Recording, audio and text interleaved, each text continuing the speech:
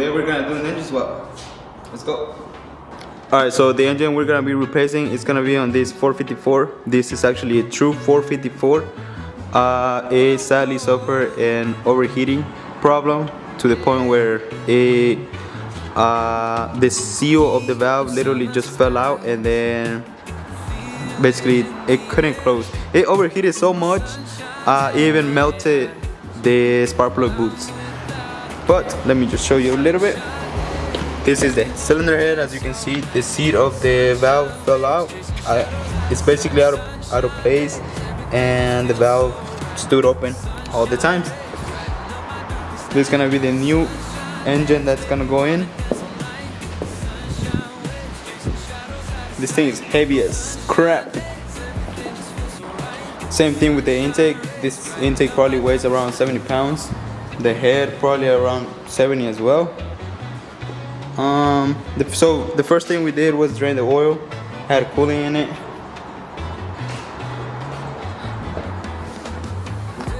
And I am gonna put down the transmission just because I don't want anyone to get under to align the transmission with the engine whenever I'm gonna be installing this, because this thing is literally it's heavy, so I don't want any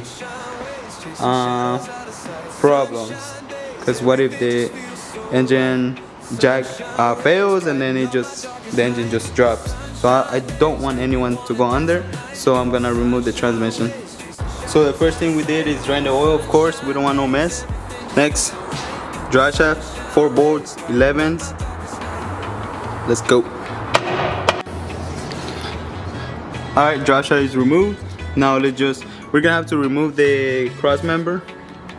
This is your cross member. Basically holds your transmission in place with the mount, a bolt that goes right here, usually our 15s or 17s. Well, in this case it was a 9/16. Alright, I am gonna remove the whole exhaust system because it's easier. It's just one hole. Just put it aside. Alright, let's do it. We'll remove the K-member first. They're gonna be 19mm bolts, 4 of them, and it has 2 14s holding the exhaust.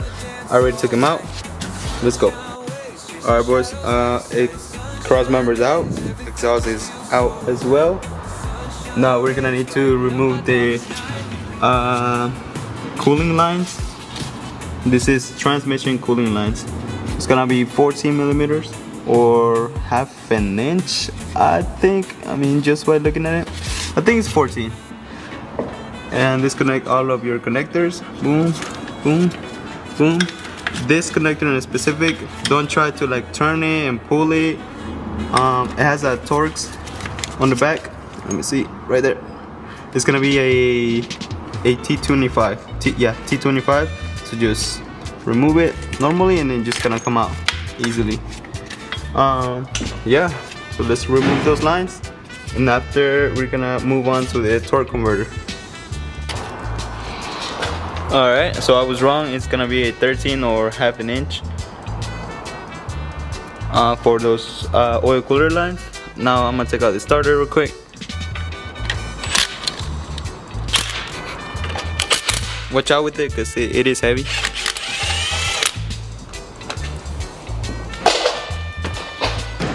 Alright, now that I've taken out the starter completely, it gave us access to take out the torque bolts. They're gonna be 14s. No. Well, in my case, they're 15s. And in order for us to spin the engine, there's gonna be this your crankshaft pulley. This is a damper crankshaft pulley.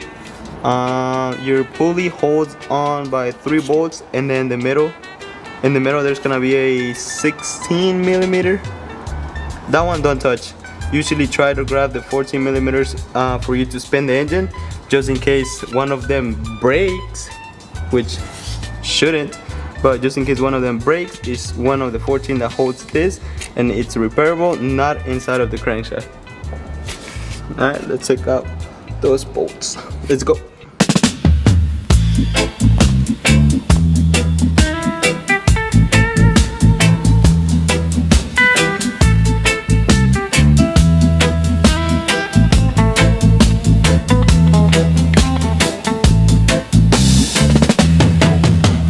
roots and relaxation,